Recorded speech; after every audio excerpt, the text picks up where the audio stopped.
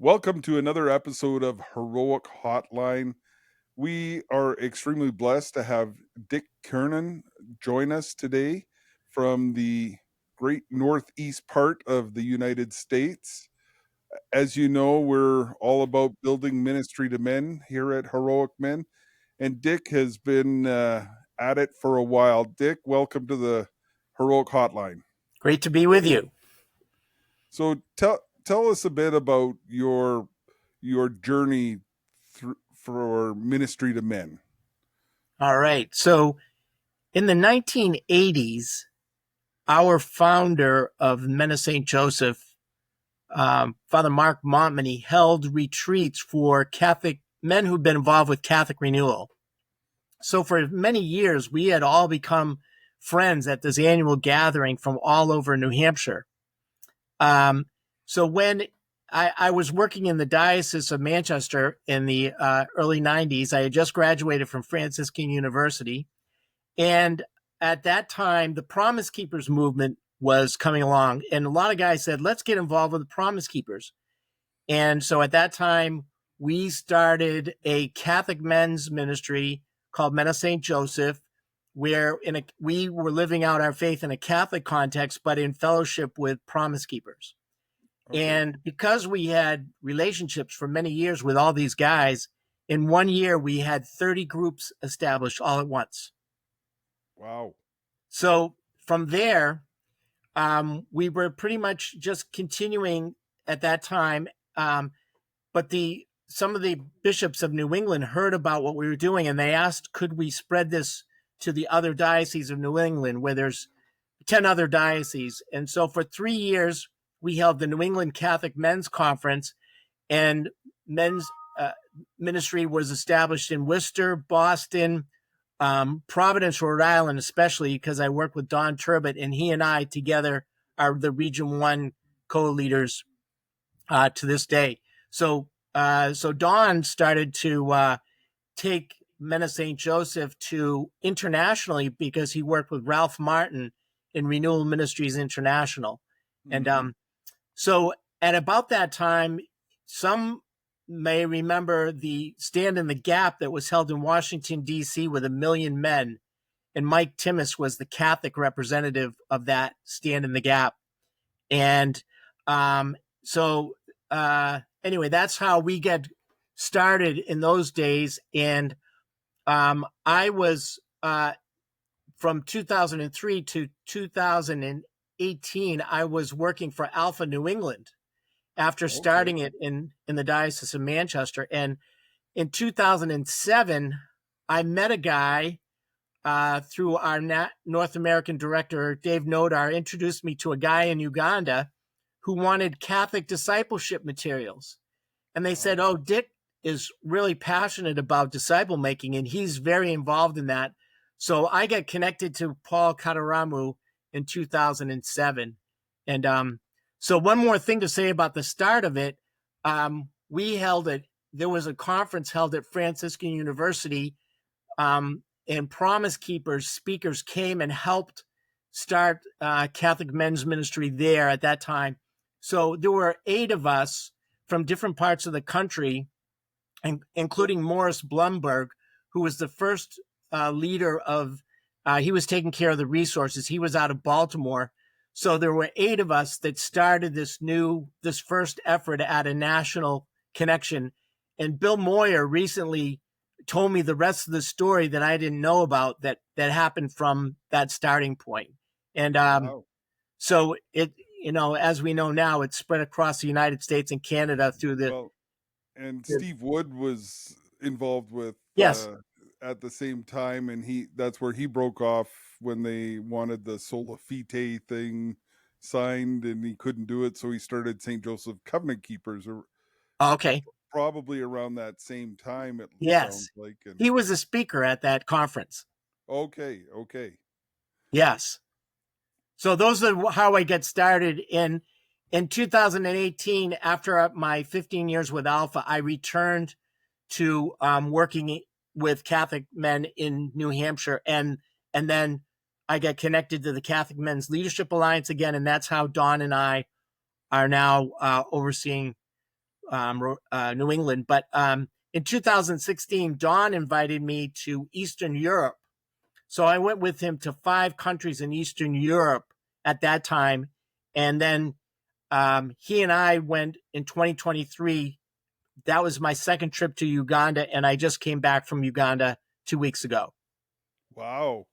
And from what the report you gave us, like Uganda's on fire with ministry to men there. It is. I was so, I've been praying for a lifetime that the book of Acts would happen in our time, and it felt like the book of Acts to me because so many efforts that we initiated led to openings. There are 19 dioceses in Uganda, and we have openings to 8 or 9 of them now. Just from that trip, we get connected to so many different. And I'd say within a year we could have a Uganda team. And so it was just we met this person, and then we got to go to Jinja. We met this person. It was a bishop to the furthest most diocese, and he wants our leader Paul Kataramu to go up there. So just so many openings to Rwanda, to Congo. I could not have imagined. Don said in all his years, he's never seen so much progress in a 2-week period. And that's incredible. I know. Are you familiar with Bishop Scott McCaig? I'm He's not. he's a good. Well, he's our Episcopal advisor for the Canadian Ah, heroic men, and he's tied into that. He was sending videos last summer of going to preach in Uganda, I'm pretty sure, and their uh, Eucharistic procession is much different than what we're used to here. Like it was singing, and it was incredible. This video, watching all these people singing and dancing, and then the monstrance comes through with the priest carrying it. They're just, yeah, it was something to see, just that the faith alive, like it yeah. was alive. So now you say that, I have to say, was it Uganda? And I got to get in touch with them and say, who are you connected to? And we're Well, going to be into so many more dioceses. I mean, this kind of thing is happening to me all the time. he's apparently going to Cameroon this summer, so he's yeah, and that's where I watched a screener for a video that's coming out early in June here on the life of Father Bob Badard. I, I'm Oh, I'm not sure if you're familiar with him. I He's do know. he's the founder of Companions of the Cross, and Yes. he's Ralph Martin was one of the people that spoke on this video, and Bishop Scott was Companions of the Cross. He actually preached at Father Bedard's funeral, and at the time. Wow. So it's and the title of it is Permission. So we're Oh, yeah. Yeah. just allowing God permission to use us, and it sounds like that's what you've done for, and he's opened up all these doors, and that's what we're trying to encourage men, is to open up these doors. That is awesome. Yeah. I had some classmates and some mutual friends that were in the Companions of the Cross. So I know about them. And Father Bob came to speak at one of our conferences way back when. Well, and the more that we start making the connections, you realize just how small, yet how big the Catholic community is, right? So that's where I've been fascinated in the couple years that I've been involved with CMLA or Heroic Men, is just with the small task of growing it all across Canada, right? So Amen. it's just, I was on the phone this morning with a deacon from Halifax, and there's a hunger out there, and you're seeing the fruits come.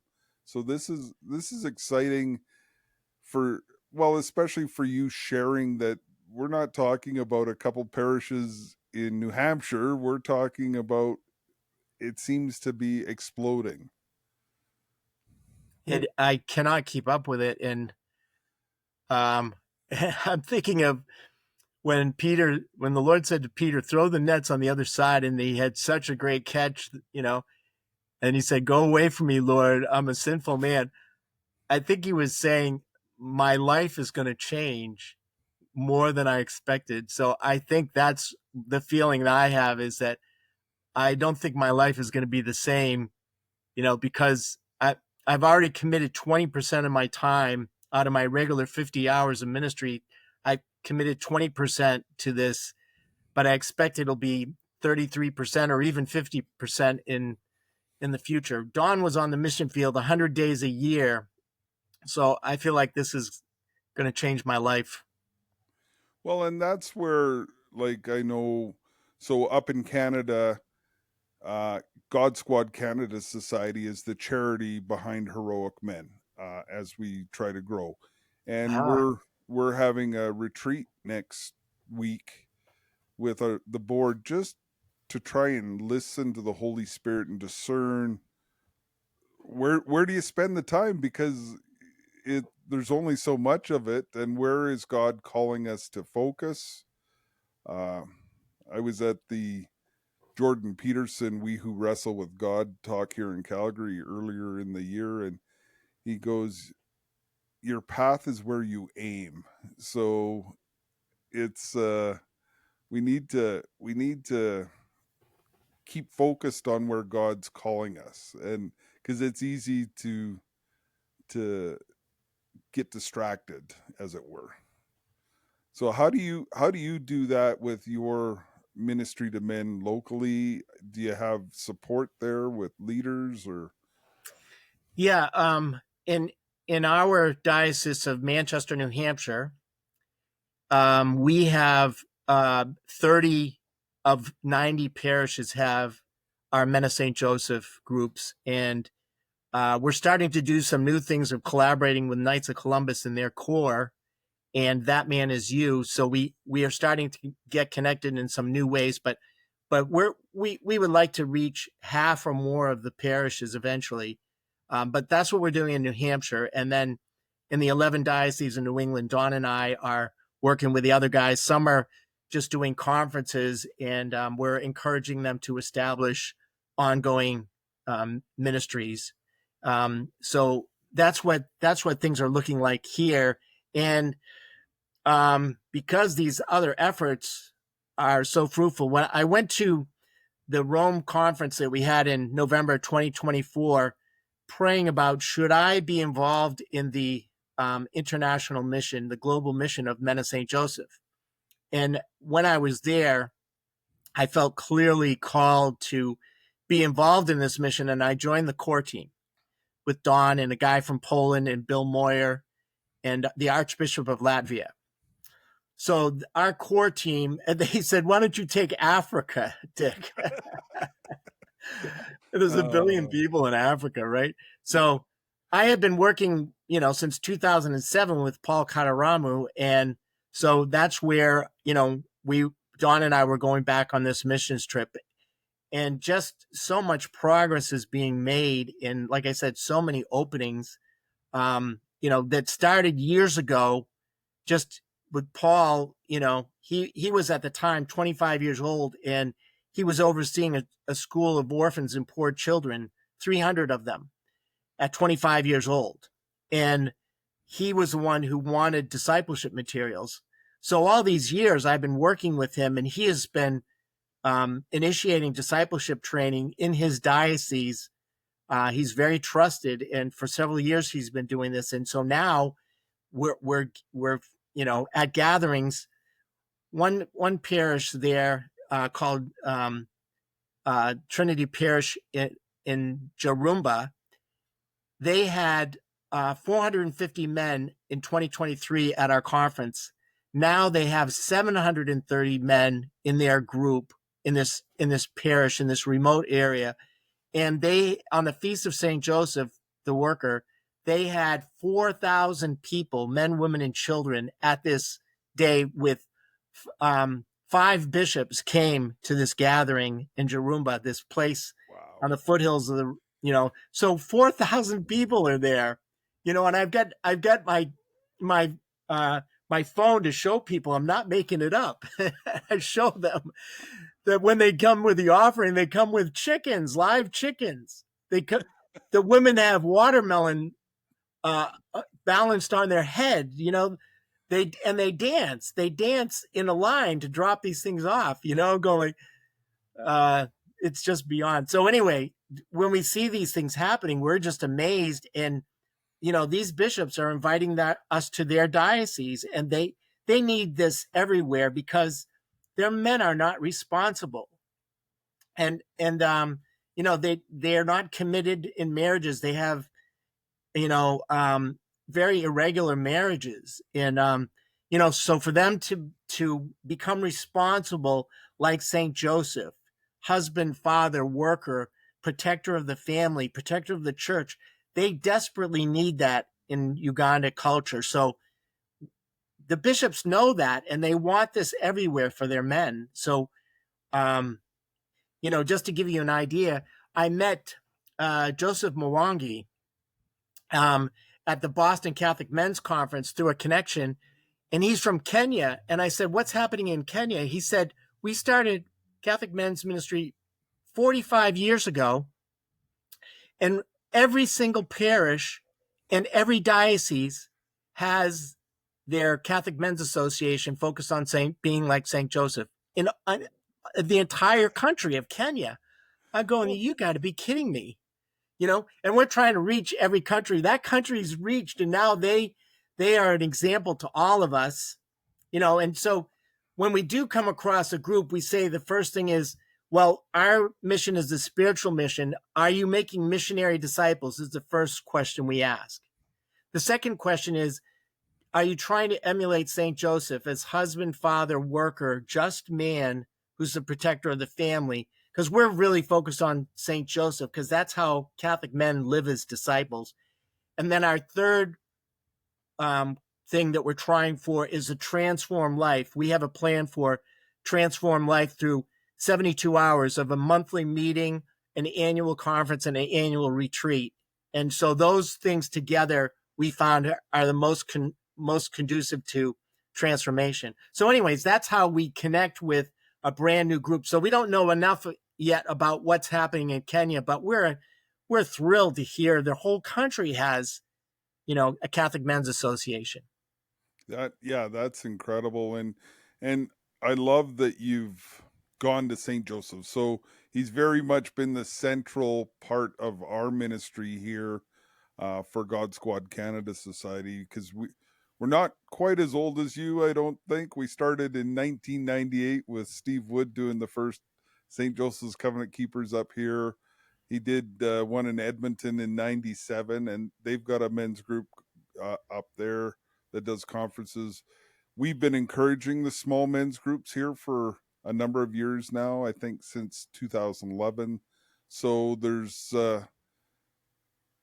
but just focusing on Saint Joseph, and that's where we recently did the litany of Saint Joseph in song. It was something I watched crazy. it.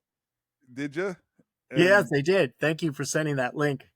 yeah, so that's something that hopefully we'll be able to share in the very near future to Africa. And I know we had the Apostolic Nuncio there. He was extremely pleased. He wants to send a score to the Vatican, but it started like a crazy idea, and then it turned into this beautiful prayer that everybody that was there was absolutely stunned by, because nobody knew what it was, right, until you do it.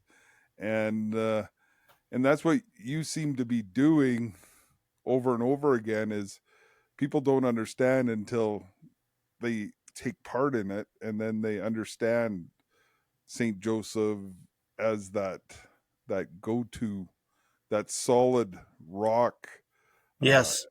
as well. And in the conductor, the composer talked about he can be kind of scary, like the terror of demons with the heavy organ there. Just that imposing force that has your back. And that's what I've always seen him as I did a career in policing, and St. Joseph has always been there. He's always been there, and that's so important to share with other men, that they're not alone, because that's what Amen. we are facing, that epidemic of loneliness, that men need to know that they're not alone. Amen. Amen. Yeah, we're one of our priorities is to reach younger men, and we're finding that our average age is in the 50s, maybe more. And younger men, they're available at different times, and they're having a hard time relating. So our efforts lately have been about encouraging them to connect with the young adult communities that we know of. So several of our regions have young adult communities, and so we're primarily encourage the young men to connect with those. So we're aware of where those are, and we're recommending them. So that's our, we feel like the best thing that we can do with that right now. And so we're glad that we're helping in that way. We're also considering working with a sister movement, because this needs to impact families, and it needs to impact the wives. So we're starting to encourage a network. We have a couple of women on our board that said, "What about women?" And I said, "We would love to help and start a sister movement." And so we have some things that are meant to help marriages and families as well. Yeah, we've the one in Edmonton has had a women's conference yearly for a number of years. Here locally, we've supported. They called themselves Beloved Daughters, and they just had their third conference with mother daughter speaker come up, and it was fantastic. And they're getting so, and our bishop very much wanted us as men to support that initiative of women as well. Just we're all in this together, and that we like to do an R&D, I call it, and so we've done a couple. We called it Savor the Stage, a cabaret night, to encourage men to have a clean night out with their loved ones, and just encourage the building of relationships, because we talk about it in the small men's groups and everything, but do we give them avenues to build those relationships, right? Yeah. So, and that's where very, very, very positive feedback. We got professional musical theater people just doing some clean show tunes, and my son did Count Your Blessings that Bing Crosby did in White Christmas, and yeah, it's just very, very well received by the people. So how do we encourage men? We support the men, but we also need to encourage them in their relationships to build those. So Yeah, one of our beyond the monthly large groups, we're encouraging small discipleship groups based on, of course, we've been talking about Curtis Martin and Focus, Fellowship of Catholic University students. And so in these small groups of, say, 3 to 6, we're looking at 5 areas of a man's life: his prayer life and abiding in the Lord, his family life, his work life, his ministry, and the 5th area is a well-ordered life, which is a term from St. Teresa of Avila. Like, is there anything disordered in your life that needs to be looked at?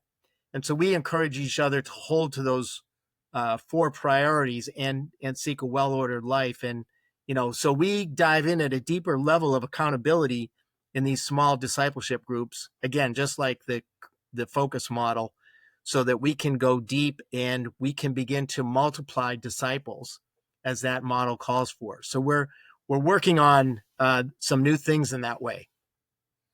Yeah, and heroic men, we're working on. We've got the heroic launch program that we're trying to teach men how to be that missionary disciple and that leader to lead other men in making them missionary disciples. So we're it seems like there's a real movement and awakening to that.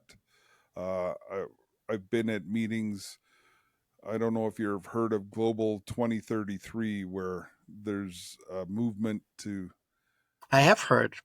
bring the message of the gospel of Jesus Christ to every single person in the world. So by 2033, so that's we need a lot of missionary disciples to get that work done. Yes, we do. And we've only been assigned the men, so we don't have that much work, right? Just get all the men in the world. So I was telling you that one of the main things we're praying about is inviting our North American men that are well established to consider adopting parishes or dioceses or missionaries in the global South. And so just the other day when I came back and I was telling people what happened, one of the guys on our board, I was telling him about on the western district of this one diocese that's on the border of Congo. And there was a man there who's on their core team who was underemployed and a very good English speaker. And he also speaks some French and Swahili. And Congo is a French-speaking colony. And he wants to reach those other areas. So the guy that I'm working with said that he would like to support him. And so we're arranging for him to become our next missionary alongside Paul Kataramu. So we have this guy, Augustine, that we're praying about becoming the first missionary to Congo. So we have some other countries where we're praying and say, Lord, we can have a connection to these two guys in Rwanda. We have another guy in Nigeria, another guy in Zambia. So where we start to make these connections, and some of these connections come from African priests who are serving here in the United States. So Father Deary is at a nearby parish. I'm friends with his pastor. He's from Rwanda. He connected me to Joseph and Zavarian, and their diocese happened to be on the border of Uganda, on the province that we're working with. And they came up from that. Those was some of our chance things that they came up to join us during the St. Joseph the Worker. So we have these openings to these other countries, and we have experienced leaders that can help mentor new missionaries, and we have a plan. We have a leadership plan to how to get things started. So these are some of the new things we're praying about to spread it across other countries of Africa.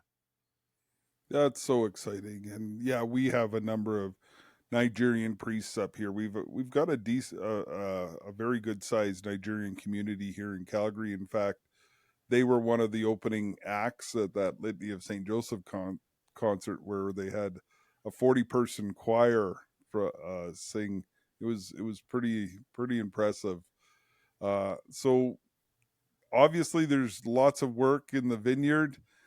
What is your message to men that are hesitant, to don't feel like they have what it takes to bring other men to Christ? What is your message to them? In the United States and Canada, or on the mission field? All Either? men. All men. Well, men in North America right now, because that's where we're trying to get them mobilized. But Yeah. a lot of it, they don't feel adequate.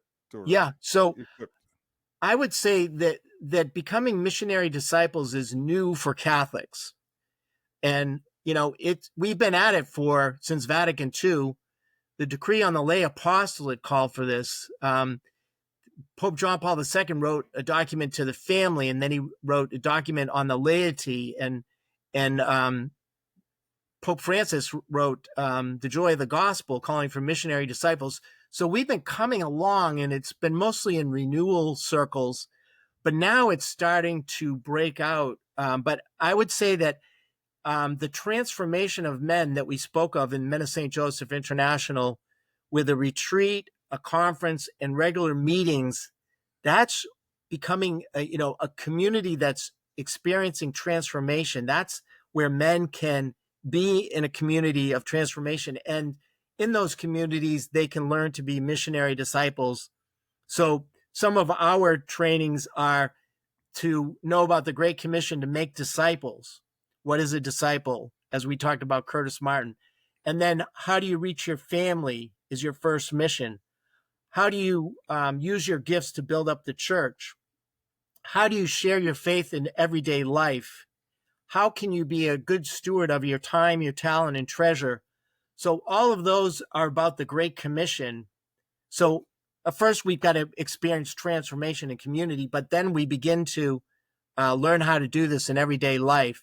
So I would say trainings in that way is how we're doing it. And it's really, Curtis Martin said, divine intimacy, deep brotherhood, and spiritual multiplication. Our plans are along the same lines. Those are the things that are starting to have an impact. And so, just as an example, when I go to some meetings, sometimes I find that they're doing Father Mike Schmidt's The Bible in a Year, or Catechism in a Year, or or others, Jeff Cavins. So they're starting to really get deep in their faith, and so they can talk about their faith. And with a little bit of training, they're learning how to be effective at sharing their faith. There's another ministry that we use called Bless Every Home. If you do Bless Every Home and you put in your address, your whole neighborhood pops up, and you'll see your neighbors. It's on a map, and so they teach you to do 5 things. And I think these are perfect to be a missionary disciple. The first one is pray for your neighbor. Can you pray for your neighbor? That's easy. Can you meet your neighbor? It's not so hard. You can just meet your neighbor. Can you care for your neighbor? Is the third one. Can you share your faith with your neighbor? Is the fourth one. And the fifth one is can you invite your neighbor to become a disciple?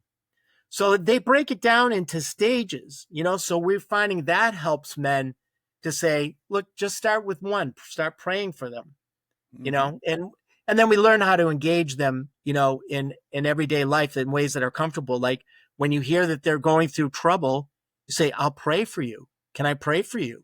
And then you ask them later, how are you doing with this problem?